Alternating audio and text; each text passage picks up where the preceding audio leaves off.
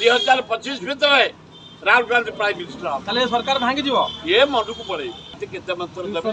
ଏ କୋଉରା କାଇସିନ୍ ଯେ ଦେବେ ଆଏ ଦି ଚାରିଟା ସ୍ୱାଧୀନ ଧରି ଗଭର୍ଣ୍ଣମେଣ୍ଟ ଇଏ କ'ଣ କାମ ସେଠି ସେମିତି ନାଇଡୁକୁ ଆଉ ମହା ଯାହା କୁହାଯାଏ ସୁବିଧାବାଦୀ ନୀତି ତାକୁ ଧରି ନୀତି ଚାପ ଛାତ୍ରରେ କାମ କରୁଥିଲା ମହା ପରମ ସୁବିଧାବାଦୀ ଆଉ ନାଇଡୁ ଏତେ ସୁବିଧା ତା ଶ୍ୱଶୁରଟା ମରିଗଲା ୟାର ପାଇଁ ଇଏ ରାତି ବେଳକୁ ମୁଖ୍ୟମନ୍ତ୍ରୀ ତା ଶ୍ୱଶୁର ଦେଖିଲା ମୋ ଚେୟାରରେ ଗଲା ତା ଜୀବନ ଏଠି ରାମାରାଓ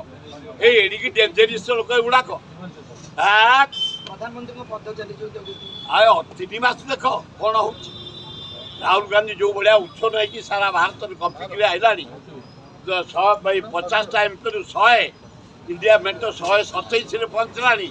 ଆଉ 8ଟା ହେଲେ ମୋଦି ନଥବେ ଦାঁড়িয়ে ହାତ ମାରି ଘରେ ବସିବେ ଦେଖାଯାଉ ନିଅନ୍ତୁ ଆଗ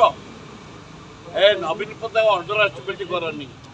ତା ମଞ୍ଜ ଟିକେ ଯୋଉ ଦୂର ହେଇଥିଲା ଟାଣ ହେଇଗଲା କଂଗ୍ରେସ କେବେ ସରକାର କରିବ ମୁଁ ଭାବୁ 2024-25 ଭିତରେ 2025 ଭିତରେ ରାହୁଲ ଗାନ୍ଧୀ ପ୍ରାଇମ ମିନିଷ୍ଟର ତାହେଲେ ସରକାର ଭାଙ୍ଗି ଯିବ ଏ ମନକୁ ପଳେଇ ଅଗଷ୍ଟ 16ରୁ ମୁଖ୍ୟମନ୍ତ୍ରୀ ଗାଁ ଗାଁ ବୁଲିବେ ପୂର୍ବତନ ନବୀନ ବାବୁ ଗାଁ ଗଳି ଗଳି ବୁଲିବା ଦରକାର ତାର ଦେହ ସୁସ୍ଥ ହେଇଗଲା ବିଜେପି କହୁଛି ସେ ଦେଖିନାହାନ୍ତି ବୁଲିକି ଯେ ଭଲ କ'ଣ ହେଲା ଦେଖି ନ ଦେଖି 25 ବର୍ଷ ଏ 3-4 ମାସ ବିଜେପି ହେଇଛି ତମ ନିଦ ଭାଙ୍ଗିଗଲାଣି ଆଳୁ ଗଣ୍ଡେ ଯୋଗେଇ ପାରୁନ ଧର ଦାମ ଖର୍ଚ୍ଚ କରି ପାରୁନ ପରିବା ରେଟ୍ କମେଇ ପାରୁନ ଡାଲି ତେଲ ମସଲା କମେଇ ପାରୁନ ଡିଜେଲ କମେଇ ପାରୁନ ପେଟ୍ରୋଲ କମେଇ ପାରୁନ ତମେ କ'ଣ ତା ବିଷୟରେ କହିବ